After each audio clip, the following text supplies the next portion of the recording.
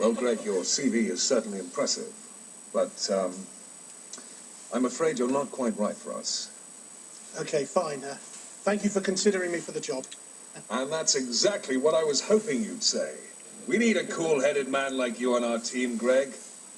That was a test, and you've passed. Welcome aboard. Well, thank you. So I've got the job? No, of course not. I don't employ gullible fools.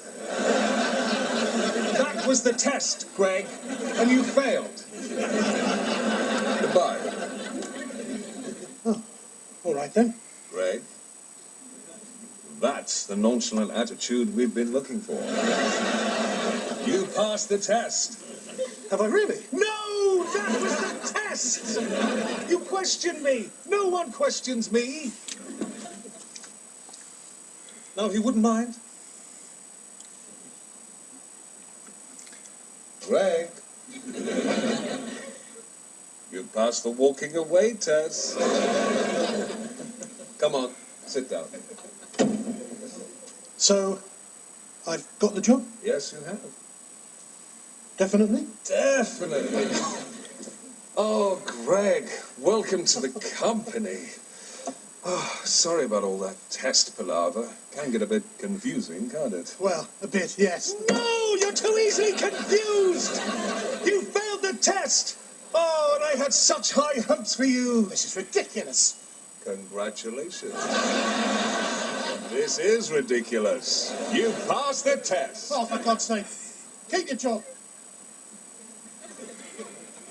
Greg, this is the real final test. If you can hear me in your mind, then you will have passed. Really. Come back in, Greg. Come back in. No! You failed the test!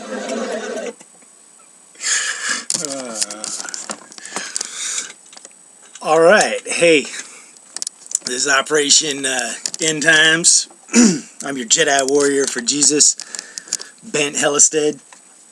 Today is September 19th. It is a super fantastic, gorgeous day out here in San Jose, California.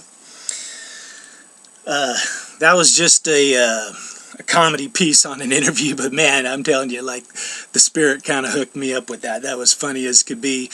And as you can see, you know, it can get confusing. That guy was completely confused. And, you know, today I'm going to do part 7 of the Your Job, Jobs as in Steve Jobs, and Job as in the job interview. And the interview means we're going to look inside of Job's head, inside of his friends' heads, who Job was taking counsel with, you know, getting advice from, as his life spiraled out of control, you know, into a dark vortex. And it got confusing. Joel was confused, his friends were confused, and, you know, the book of Job, you know, is one of those books, you know, it's like a deep end of the pool book, and my friends, we're going to try and just wrap up this series. If you know, hopefully part 7 will be the final part, but there could be a part 7B, you know. But I'm going to call part A the full circle, because indeed we have come full circle, my friends, because when I started this channel, I kind of did a piece on Job, you know, about tribulation, that we are in the tribulation, that we experience tribulation, and, you know, we are the sum total of everything we see, hear, feel, and experience, and think of in life. And life is a journey, my friends. So today we're kind of looking at the book of Job, the job. But as you can see in that comedy piece, it was funny, you know, because, you know, it was all about a test. And Job, it was all about him being tested.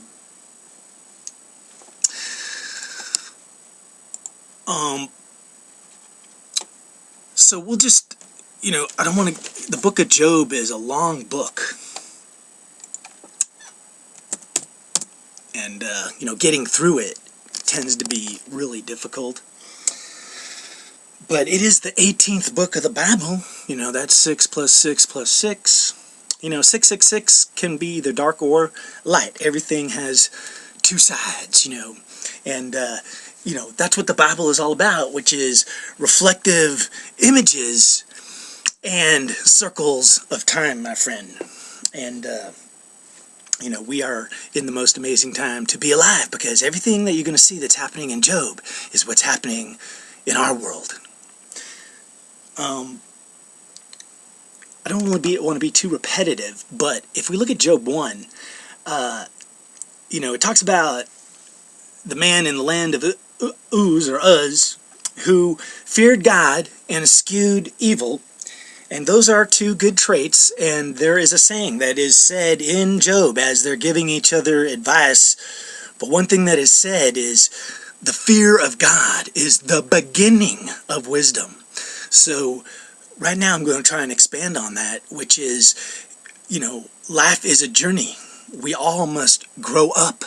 You know, I was explaining to my nephew's wife that there's a lot of imagery that is used, especially, you know, especially when we are talking on the spiritual level, spiritual growth. We use imagery like a tree or a plant, a vine sprouting forth. You know, that all represents growth. Like thorns or thistles, you know, that's growth too, but not necessarily good growth. But that's spiritual growth. So when you're reading verses about flowers growing and trees growing up, if you're thinking in a carnal mindset, where you're thinking it's a literal tree or a literal piece of corn and there's a farmer out there farming, then your eyes haven't been opened up to the heavenly insights, you know, connected to the heavenly circuitry, so you can have the understanding of what's being said, you know, on a spiritual level. But anyway, what I wanted to just point out before we moved on from chapter 1 of the book of Job was that a day came, there was a day when the sons of God presented themselves, and the Lord said unto Satan, Whence comest thou? And Satan said, From going to and fro. And then the Lord said to Satan, Hast thou considered my servant Job? There is none like him in the earth, a perfect and upright man, one that feareth God and escheweth evil. So just a couple final notes on that is, you know, God's kingdom is a hierarchy, and, you know, even Satan at one point, you know, was a part of it, and held position and had power, and that's definitely shown here in the book of Job. And you know, what's amazing is later on in the book, Job 31 verse 35, when Job is just bemoaning a lot of things, and he is talking, you know, and that's one of the things we're going to find out about in the book of Job, is that words mean things. What you say carries weight. And one of the things I always tell my brothers and sisters when I'm engaging them, you know, whether it's personally face-to-face or on the internet, you know, in a video or in text messages, I always tell them, hey, be careful, choose your words wisely, you know. And I try and choose mine very wisely. I try not to speak too fast, you know. It's letting God bridle your tongue and, you know, basically letting God do the talking, you know. So you're not going to let anything that is within your own spirit, like pride or bitterness or jealousy or anything that of a shadow nature, guide your thoughts and responses, you know. So you've prepared your minefield, and it's letting God's Spirit and His words flow through your mind and off the tip of your tongue. But in Job 31:35, he says, Oh, that my adversary, which is Satan, had written a book about me. So who is the author of Job? You know, maybe perhaps it's Satan himself, you know. But what you'll find is in the book of Job, there's definitely like 3 spiritual levels of beings being talked about. There is God, God the Father, the source of everything. But then there is the Lord, and I think there are actually 2 Lords, because it depends on your perspective. So in Job 1, the Lord said to Satan, so Satan was up in heaven with the sons of God, so the Lord there, I think, is Jesus Christ, the Almighty, you know. Because Jesus Christ is the Almighty. He is divine. And you know what? Satan has absolutely no power other than the power that Jesus Christ permits him or gave him. And at one time, Satan, I do believe, was like a number one soldier or person in the hierarchy of the kingdom of God, but he's the one that rose up his own pride and foolish ignorance, and he tried to exalt himself to be God, and he became the adversary. But even he could have a path of redemption, because that's between God the Father and the Almighty, Jesus Christ. But in Job 1, when we're hearing about the Lord, I do believe that is the Almighty Jesus Christ. Now, later on in the book of Job, when Job and his friends are discussing the situation of what's going on with Job, they actually keep talking about God and then the Almighty. And every time they're talking about the Almighty, it seems like they're talking about a physical manifestation on earth, So now what I'm going to throw out to you is now the Lord, when it manifests, couple of things. One, the only human manifestation of God so far has been Jesus Christ himself. But the Spirit of God manifests in some kind of angelic form or spiritual form that is like those that have eyes to see can see it. That's for sure. But that could be Jesus Christ himself, because I believe he manifests many times in the Old Testament as the angel of the Lord. But also Satan himself is a lord, because he was given lordship over the earth, dominion over the earth. And when he manifests, he could either come as a spirit of light or dark, depending on where your mind is and how he wants to deceive you. But he takes on a reverse mirror image of God, but it is a image of shadowiness. It mimics, but it is not the true thing, because Jesus or Satan, he is not love, and he is not righteousness, and he is not truth. He is the father of all lies. So when he tries to be an angel of light, if you've got truth, if God is your foundation, Jesus Christ is your rock, he will guide you right through and to and over and around Satan, to where he's no adder in your path, But if you do not have the light of God in you, then when Satan comes as a spirit of light, you think he's God, And likewise, Satan also comes as the whirlwind, or what you fear of God, when you're shaking in your boots and saying, I don't want to look at God. That could be Satan as Lord manifesting, so what you're thinking is God is Satan right in front of you. But God could manifest as a storm too, but I just would tell you personally, I don't know that God the Father sure as heck hasn't, because God the Father doesn't manifest in the 3D world, but the Almighty, Jesus Christ, sure as heck does. He manifests in spirit. He manifested as a man, Jesus Christ, and I think he manifests as in supernatural stuff, because the Spirit, that is of Jesus Christ, So, just throwing that out there, that Lord, later on in the book of Job, the Lord talks out of the whirlwind, and you got to say, who is this Lord? Is it Jesus Christ, or is it Satan talking out of the whirlwind? Well, we get a little hint, because in both chapters 1 and 2, the 2 days where the sons of God gathered, as the Almighty, Jesus, removed his hand of protection, Satan was telling him, hey, Jesus, you be the one to throw some destruction on Job. But this Lord said to Satan, behold, all that he hath is in thy power. So he empowered Satan to go do his thing,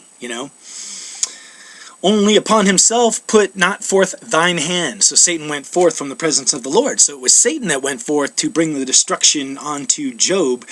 And of course, what we find out is a whirlwind came, and behold, there came a great wind from the wilderness, and smote the four corners of the house, and fell upon the young men. So the whirlwind that came upon them was Satan,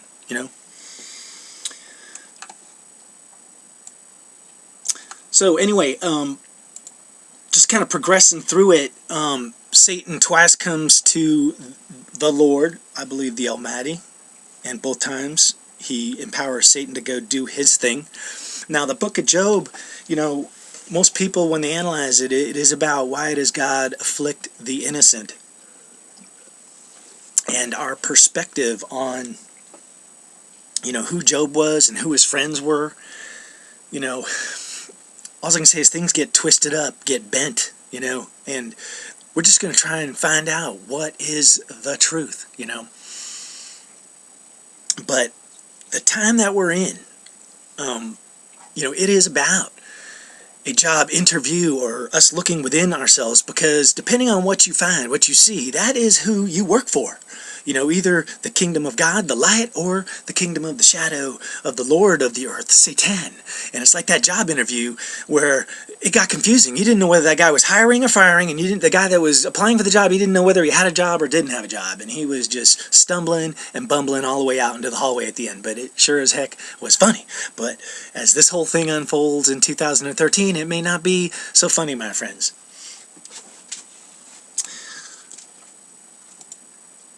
So, in Job 2, his wife tells him to curse God. So, you know, his wife doesn't sound like a very nice person.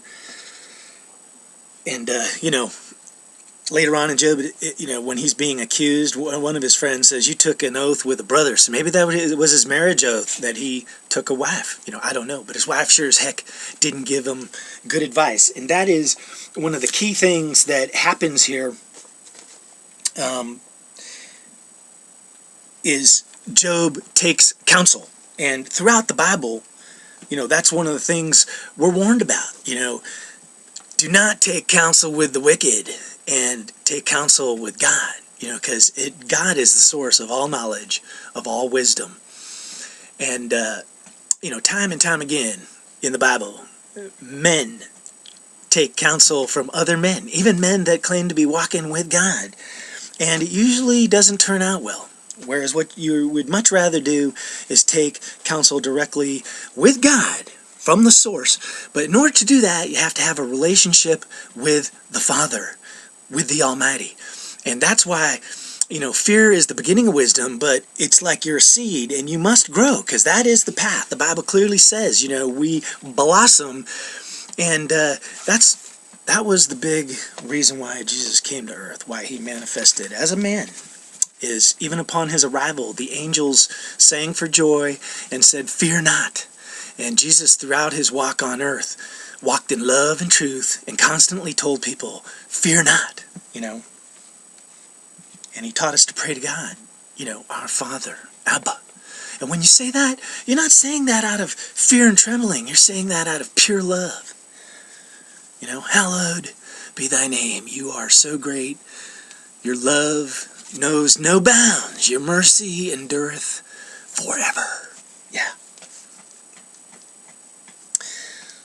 But, you know, I would say that is one of the things, you know, with Job was a test that he failed. Is as we progress through the story, his relationship with God was not where it needed to be. Maybe he had stopped growing. But it appears as though his eyes were going dim, you know. He was losing sight, losing perspective of the heavenly things. And maybe that's because he was taking counsel with earthly things. But I do believe even Job 2, when it ends, or no, maybe it was Job 3, you know, and chomping through the Bible, I'm just kind of doing it online. You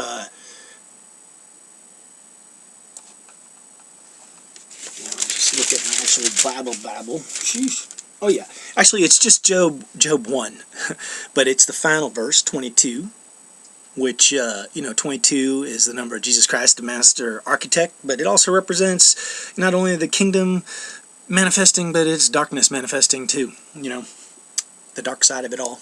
But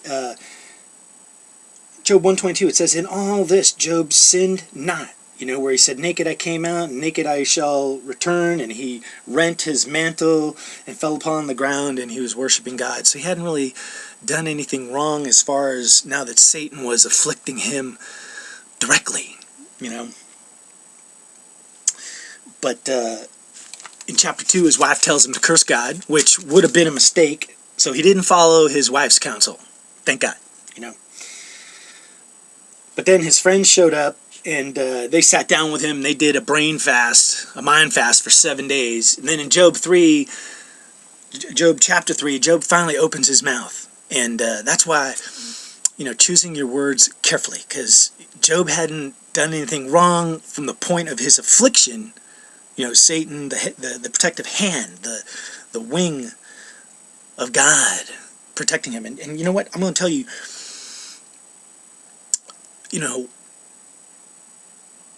in the day, in the light, it's easier to see the glory of God, and also for the darkness not to attack you directly, But it's at night, and that's what you're going to see in the book of Job, is that they immediately start talking about, the night, the darkness, and the scary things, the terror, that is in the night, the fear. Darkness, darkness covered the earth. Darkness is, people that can't go to sleep, they're usually walking a shadow path for some reason, because the Bible says don't go to sleep with that shadow stuff in you. Don't go to sleep with anger or bitterness or jealousy or any of that stuff. Clear your mind. That's how you become a warrior, where you know how to till the soil of your mind and keep the field fertile, versus festering stuff at night and letting stuff jump out at you in the dark, But, Job, when he opens his mouth, he curses the day that he was born. He wishes that he was not born. And that's a half step off the path, because rather than just kind of acknowledging God, he's just kind of caught, and this shows a weakness of him. And what I was going to say, in Job 1, it says, God says, hey, the guy's perfect. He eschews evil and he walks upright. And that, my friends, I'm going to tell you is, we're all special in the eyes of God. It's my dog coming in. But, each and every one of us is a snowflake, is a shining diamond to God. But perfection is what God sees. When he says, behold, perfection. Every time mankind tries to build a box to say, or paint a picture to say, no, this is perfection, and if you don't match up with this, you're not being perfect the way God sees perfect.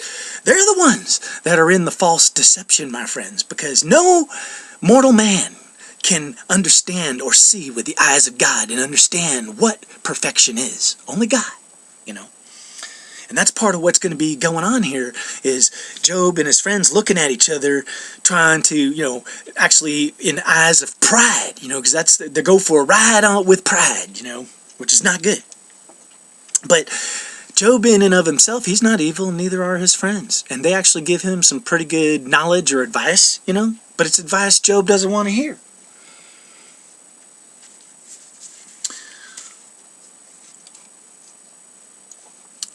But Job 3, he curses the day that he was born.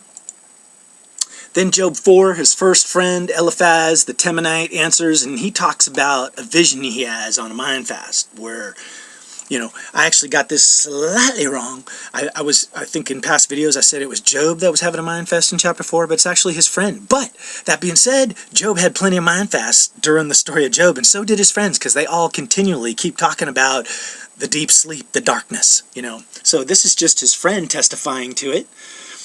Job 4:12, and now a thing was secretly brought to me, and mine ear received a little thereof. So God allowed his ears, those who have eyes to see and ears to hear. It's at night that the Spirit comes to us a lot, And not only the spirit of light, but the spirit of darkness comes at night too. The deceiver, the adversary. And if you're wrestling the devil at night, through the night, like Jacob, then maybe you're on a shadow path.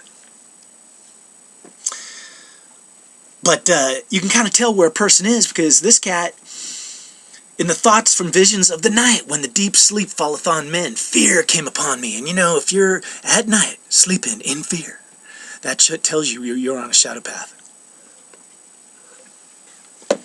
Those of us that walk in the light, we're sleeping like babies, not in fear. And trembling, which made all my bones to shake. And then a spirit passed before my face, and the hair of my flesh stood up.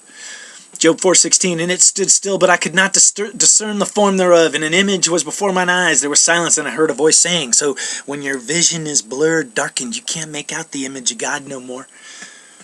But it said, shall mortal man be more just than God? Shall a man be more pure than his maker? Behold, he put no trust in his servants, and his angels he charged with folly.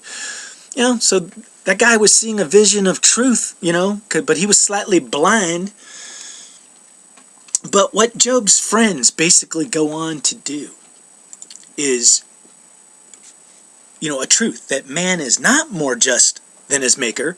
And that's part of Job's shadow walk, is he's actually walking around thinking that he's righteous, he hasn't done anything wrong.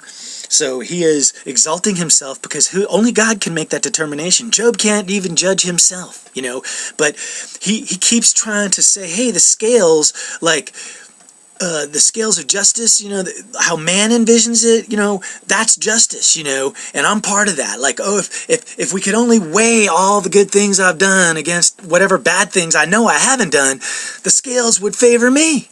But that's part of that blindness. And anytime man's viewing the scales, he's putting his thumb on the scale, and it's not how God views things and how God weighs things.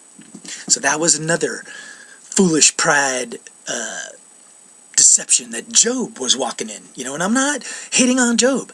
We all have pride in us. That's part of our walk as we mature, is bridling ourselves and snuffing out the flame of ego, our own spirit, beheading our spirit and putting on the mind of Christ, the head of Christ. Let God do all the thinking. Part of the mind fast. But Job 5 is a continuation of his friend talking, and that's where he brings up the first mention in Job 5:13. Surprise, surprise, it's 2013. But he's talking about, basically, I'm going to just backtrack a second here because I want to make sure who's talking here. But it started with Eliphaz, and he's still talking, his first friend. But he's basically speaking truth, but that doesn't mean he is seeing the whole truth. And I'll tell you what, that's going on a lot, like just in the real world, in the body of Christ, between us brothers and sisters, when we talk to one another, when we challenge each other, when we rebuke each other, when we tell each other how it is or how God's talking to us and how we walk in truth. Sometimes you're speaking some truth, but you're still walking in a shadow path. And I've actually, that's what I've pointed out to a couple of brothers and sisters, but it's hard for them to accept that, But like his first friend, he's giving good advice, truth, but he's walking in a shadow. But like in Job 5:7, he says, yet man is born into trouble as sparks fly upward. I would seek unto God, and unto God I would commit my cause. And he basically is saying, hey, God is going to reward the righteous, and he's going to take care of the wicked. And he starts talking about the wicked. He taketh the wise in their own craftiness. The counsel of the froward is carried headlong. They meet with darkness in the daytime and grope in the noonday as in the night. So if you're walking on the shadow path, you're stumbling and bumbling even in the daylight. But his friend is saying, hey man, the wicked, they don't take counsel with God. They take counsel with each other. They're enemies of God. And therefore, God is not going to reward them. And by implication,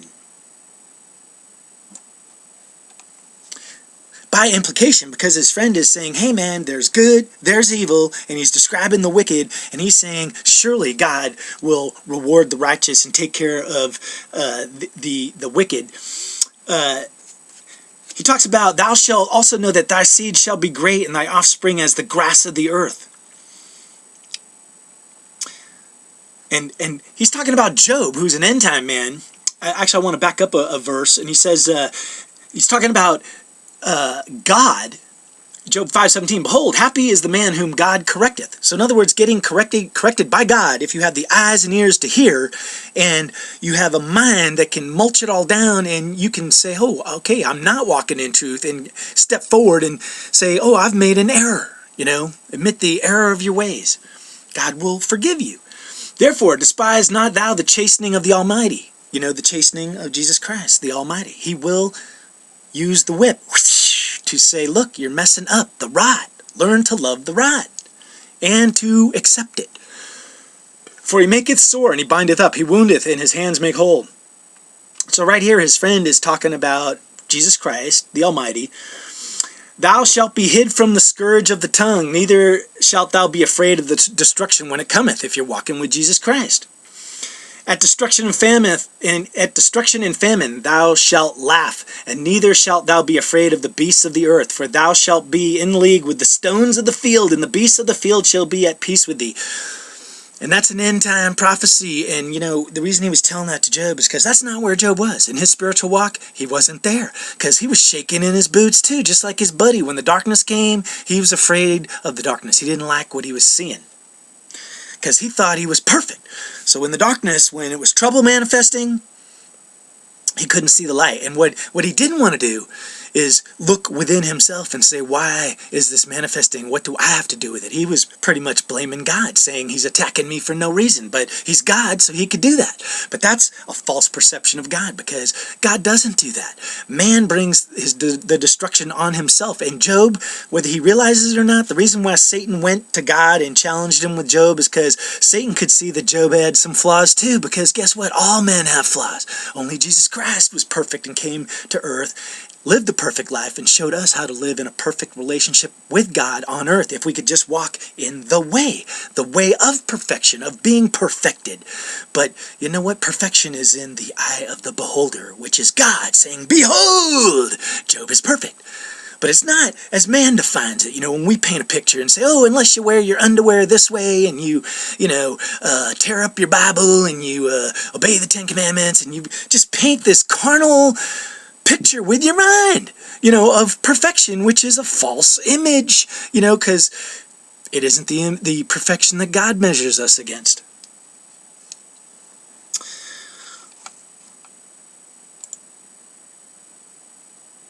But what happens is, after his friend talks to Job the truth, Job gets all butthurt, and that's what happens with a lot of the brothers. And Job answered in verse 6, oh, that my grief were thoroughly weighed, and my calamity laid in the balances together. Right there, he's once again walking in his own ignorance, because he thinks my shit don't stink. So if only God would pile all my poo-poo into a scale, surely it would weigh it my favor. But I'll tell you, my friends, the poo doesn't weigh enough. No. For now it would be heavier than the sand of the sea, and therefore my words are swallowed up. For the arrows of the Almighty are within me. He's blaming Jesus Christ for shooting arrows into him. But guess what? Jesus ain't shooting them arrows. He gave the power to Satan, so Satan's the one shooting the arrows. And that's Job's relationship. Is he kind of knows Jesus, but he doesn't know Jesus, because he's not in that father-son relationship. And I'll tell you what, that is part of the mystery of God, is it's the Father, the Creator, the source of all knowledge, the source of all love, all mercy, all compassion, of all wisdom, of all good things, of everything that there is. And then there's the Almighty, Jesus Christ, the Master Architect, the perfect manifestation of God, of God's love, of God's mercy, of God's truth to us here in the carnal world when he came as a man. But he's also that manifestation on a spiritual level for us on the 3D plane. But Father in heaven, and it is divine Son on earth, being the perfect manifestation. And that's the relationship, because it's God as a loving Father, not the terrifying shit in your pants God. Because if that's what you see, you are a seed walking in a shadow. Your eyes haven't been opened up to the fullness of God. But it's also the brotherhood. That's why the sonship, Jesus Christ, why he lives, why he reigns, because it is the inheritance. The Son inherits from the Father, and it's also the brotherhood of love. And you know what? Father, mother, brother, sister, it's both male, female, because on a spiritual level, there is no male, female. They're both just the fullness. It's the circle, the completion, So God the Father is Father, mother. And Spirit, that is just the connectivity between Father, Son, and us, which binds us all together, is the common Spirit, the connectivity, the living force, the lightning, behold, that literally links us all up, as one, is the Holy Spirit. God bless it, But it is of the Father and of Jesus Christ. So when Jesus Christ sent the Spirit, he sent himself, and that's why we can put on the Christ head, because we become a light bulb, connected right into the circuitry of the heavenly kingdom. But Job, he wasn't quite lit up, So he's talking about the balances, that surely things would go his way. And then he asked for requests in Job 6:8. Oh, that I might have my request, that God would grant me the thing I long for, even that it would please God to destroy me, that he would let loose his hand and cut me off. Then should I yet have comfort. I would harden myself in sorrow, let him not spare. And, it's this whole, let me just go to the grave and be dust and not even exist, because I'll be at rest. And that's another deception Job was walking in, because, there is no rest, there is only growth. And if you want to live, death doesn't bring rest. The darkness doesn't bring rest. And Job kind of talks about that. And then the other concept that Job had in his relationship and view of God is he constantly, when he's battling with his friends, he talks, because they keep saying there's a difference between righteous and unrighteous, because God saves, protects, blesses the righteous. Now, Job had a ton of riches, so he felt he was blessed and righteous. And you know what? He did good things. He helped the poor. But I think he lost sight of God. He wasn't giving all glory to God. He started seeing that it was his own hand, and he was doing it to make a name for himself. And he had a name, and that's what upset him, is when the trouble came, his name was besmirched, and he was moaning that now even the children were singing songs about Job being a bad person, because surely all the trouble was because he had done something wrong. He was living in iniquity, and he was, because self-righteousness is a sin. Pride is a sin, and Job was kind of there. But Job consistently, as he looked at both, when his friends would say, hey, there's righteous and then there's the evil, Job would say, what difference does it even matter? Because the rain falls on both the good and the bad. So what difference does that make? And it's only when we make the choice to be good, then, it's all good. And those that do wicked, well, hey, they prosper too, because he says they live full lives and have castles. We all die the same. So, what he was trying to say is there's no connection between all the darkness that's manifesting in front of me and the fear and the trembling that I have and my spiritual condition and how God sees me, because I'm clean, I'm righteous. And he was a fool. Man cannot make that judgment on himself. He doesn't have the eyes to perceive it.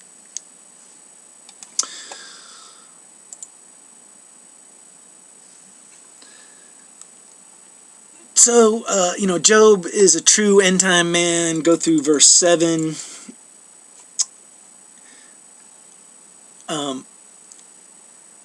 Once again, he believes in Jesus Christ, because he says, why dost thou not pardon my transgression and take away mine iniquity? For now shall I sleep in the dust. Thou shalt seek me in the morning, and I shall not be.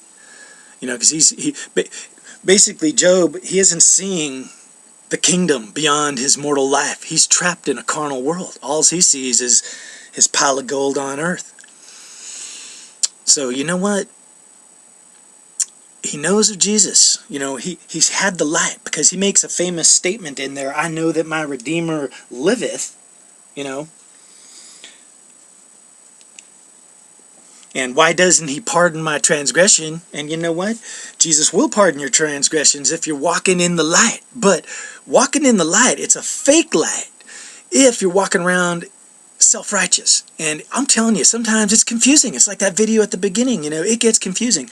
But all I can do is try and show you glimmers of truth to help you discern it, for your mind to separate it out. But, you could be walking around and doing good things, feeding the poor, taking in the stranger, but the reason you're doing it is to offset darkness, either I've sinned over here, or my children have sinned, so I'm now going to do some good things, because in the scales of my mind, of justice, it will balance out, and therefore I'll be preserved, and so will my children.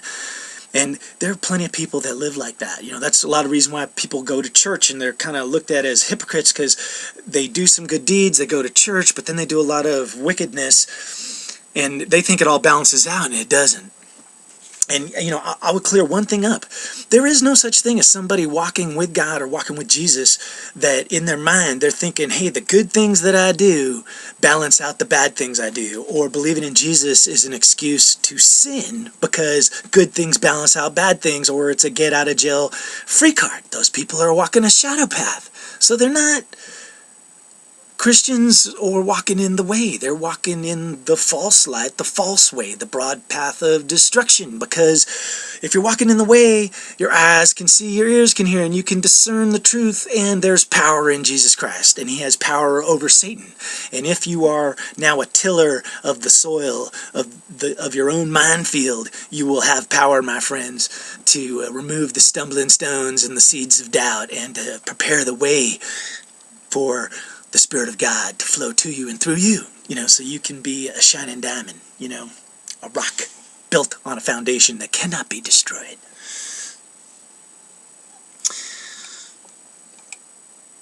And, Job knows this. He goes, I have sinned, and what shall I do unto thee, O thou preserver of men? Jesus is a preserver. He came to save, not to destroy. By Job 8, his friend Bildad jumps into there. And he's like, hey man, your words are like a strong wind. Does God pervert judgment? Doth the Almighty pervert justice? If thy children have sinned against him, and he has cast them away for their transgression? Because he's saying, hey, your kids were sinning. Job was sitting here. It tells you at the beginning he was making these sacrifices for his kids, thinking, hey, in the scales of justice, I'm making these sin offerings, and everything should be okay. And I'll tell you what, that's a huge clue, my friends, because at the end of this story, the Lord that's talking out of the whirlwind tells Job to go sacrifice a bunch of bulls, and that his sacrifice will make it right for his 3 foolish friends in the eyes of the Lord, which I'm telling you, I'm thinking is Satan, not Jesus Christ the Almighty. So Job has a sad ending, is that he's trapped in the carnal world with his 3 friends. Despite the fact they have some knowledge and some truth with them, they don't see the light in the kingdom at the end, because Job's portion is doubled here on earth, by the Lord.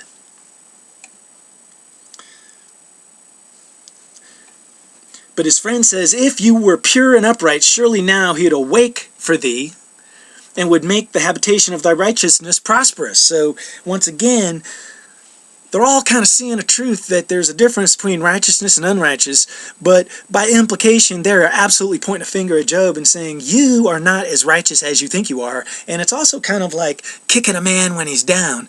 And that's part of the truth that Job sees, because he knows that his Redeemer lives, that his sins can be pardoned. And he's also looking at his friends saying, where's the comfort? Where's the love? Because their message is one of condemnation, kind of exalting themselves, kicking a man when he's down, because maybe Job was above them, a king. And, Job talks about himself later on in these chapters where he says, when I spoke, kings, princes, priests, politicians, everybody shut up, and they listened, and they were like, oh, Job's speaking, So Job was kind of full of himself, thinking, oh, I'm a wise person, He had made a name for himself. And I think he was not quite given the glory to God. And that is the opening that Satan saw. Because Satan, he said, I can go to Job because Job doesn't really know the fullness of God. So it'll be easy to fool him. I can either be the terrifying God, the Lord of the whirlwind, you don't have the job, you do have the job. Or I could be the nice God, that's showing him some love and rewarding him double-fold his material possessions, because that's how he's measuring life. It's not by heavenly things, but by how he's rewarded here on the carnal plane of life.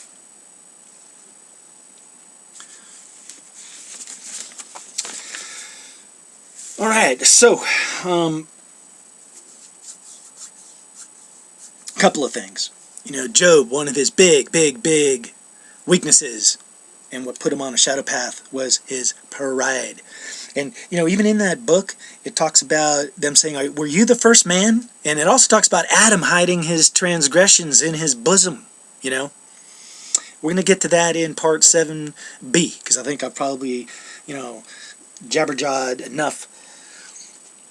But, once again, the word thoughts and evil counsel, the Hebrew word H4284, macha haba, is that word that I was talking about, chase, as in Chase Jester, but the thoughts of men are evil if you're taking counsel with men.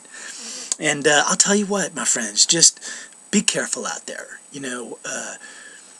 whether it's with people that you're meeting with in person or people you're listening to on YouTube, including even my own videos. You must pray to God and look to Him to be the source to tell you what is right or wrong, what is truth and what is not truth. But on YouTube, there is plenty of us, that, are saying God told me this or showed me this or are telling you this is how God is. And one thing that we see, his friend tells Job, he says, "For inquire, I pray thee, of the former age," Job 88, "and prepare thyself to the search of their fathers. For we are but of yesterday, and know nothing, because of our days upon the earth are a shadow." We all walk in the shadow unless God illuminates you up. Shall not they teach thee and tell thee and utter words out of their hearts? Can the rush grow up without the mire? Can the flag grow without the water? While it is yet in his greenness, and not cut down, it withereth before any other herb. So are the paths of all that forget God, and the hypocrite's hope shall perish. And that's where we're at, man. If you're not walking in the light, you're decaying, you're withering, you're not coming into your fullness, your ripeness. "Whose hope shall be cut off, and whose trust shall be a spider's web. He shall lean upon his house, and it shall not stand. He shall hold fast, and it shall not endure. His green before the sun, his branch shooteth forth in his garden. His roots are wrapped about the heap, and seeth the place of stones. If he destroy him from his place, then it shall deny him, saying, I have not seen thee. Behold, this is the joy of his way, and out of the earth shall others grow. Behold, God will not cast away a perfect man, neither will he help evildoers." And that's a truth, my friends, But once again, his friend is telling him a truth, but he's not telling him the fullness, because where's the comfort? Where's the love? And that's the fullness of understanding, is that, hey, Job, it doesn't matter what you're suffering. Obviously, God knows that what you're going through is going to reveal the glory of God. And that is the mystery of God, my friends, is that it's in the darkness, in the middle of the night. God will communicate and tell you things that remain secret, but then all of a sudden pop out of your head in your conscious thought, because, God walks with us, both in conscious and in unconscious thought, So what happens in the darkness, that secret place, matters, But, it's in the darkness, Job, he's in darkness, he's in a bad place, he's in a pit, he's in the abyss. Everything he's had has been destroyed. He's in a state of sorrow. His body has been afflicted, boils head to foot. He doesn't even want to live. He's cursed the day that he was born, So he's in the darkness. And that's where his relationship with God really, really matters, because, it's knowing the love of God to help you out of the pit of your own despair, because your own wisdom and knowledge won't get you out of it. Knowing that there's righteous and unrighteous people, who cares, The bottom line is you got to make sure your walk is where it needs to be. And, I'm trying to wrap this up. I forget what chapter it is, but way down into this argument where Job's getting his butt hurt, his friends are all kind of getting their butt hurts, but a fourth dude shows up, which is a young guy, Eliud, and I do believe his name means God is mine, but it's also, I think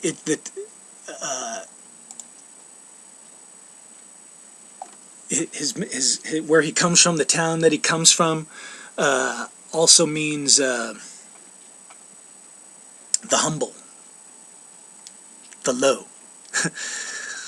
So that tells you all you need to know, is Job You know, one thing he wasn't was humble. He was nice. He helped people out, but he did it for his own vainglory, you know. But the young guy kind of lays into Job and points out his faults that he can't deny. And that he's been taking counsel with foolish friends. So, that's where we're going to wrap it up with part 7. Job, the interview is, you know, we're all being interviewed, whether we realize it or not. And that's the other thing they discuss in Job, is whether God sees things. And once again, it's the carnal mind of man that thinks he can go into a cave, or when there's clouds, that God can't see through the clouds, but God sees right into your hearts, my friend, you know. So there's no hiding anything that you do. And we're in a time of manifestation. And evil manifests. It's trying to, you know. And especially those that take counsel together, they think there's power in numbers, you know. But the only one that you need to take counsel with is God himself. And let Jesus Christ be your foundation. And he'll raise you up to be a high tower of power, you know, a beacon of light. All right, this is Operation End Times. Your job, jobs, and Job. The job interview. The full circle, my friends. You know, the fullness of understanding. You know, we'll probably come back with part 7b and try and wrap up this series. Hey, may God bless you and keep you. May his face shine upon you. May his light flow, his love, his mercy, his truth, his compassion, his understanding, his wisdom flow to us and through us, to all those around us, like living waters, you know. And may everything in our lives be to the glory of God and to the glory of the kingdom. All right. Catch you later.